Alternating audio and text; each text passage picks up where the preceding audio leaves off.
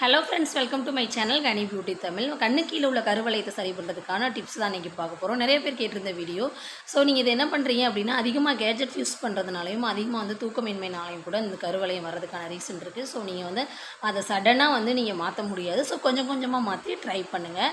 Second என்னென்னு பார்த்தீங்க அப்படின்னா, makeup product eyeliner, mascara, Kajal any makeup product use பண்ணும்போது தயவுசெய்து ப்ரொஃபஷனலாக யூஸ் பண்ணுங்கள். இன்னும் நீங்கள் ஸ்மெச் ஆகிற மாதிரி யூஸ் பண்ணும்போது கண்ணு கீழே அது பிளெண்ட் ஆகி உங்களுக்கு காலப்போக்கில் அது டார்க் சர்க்கிள்ஸாக மாறதுக்கான நிறைய சான்சஸ் இருக்குது. முடிஞ்ச அளவு ப்ரொஃபஷனலாக யூஸ் பண்ணுங்கள்.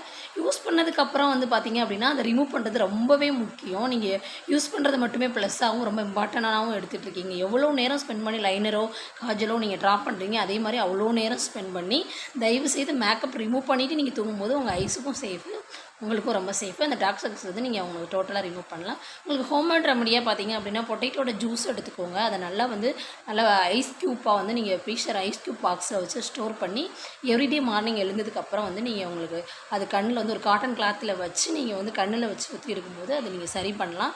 ஸோ உங்களுக்கு சளி சைனஸ் ப்ராப்ளம் இருக்குது அப்படின்னா நீங்கள் அந்த ஆஃப்டர்நூன் டைமிங்கில் ட்ரை பண்ணுங்கள். ஸோ அந்த ப்ராப்ளம்லாம் இல்லைன்னா வச்சுக்கோங்களேன், நைட்டும் மார்னிங்கும் நீங்கள் ட்ரை பண்ணும்போது சூப்பரான ரிசல்ட் இருக்கும். அந்த டார்க் சர்க்கிள்ஸும் சீக்கிரம் சரியாகும். ட்ரை பண்ணிவிட்டு எப்படி இருக்குன்னு சொல்லுங்கள். பாய்.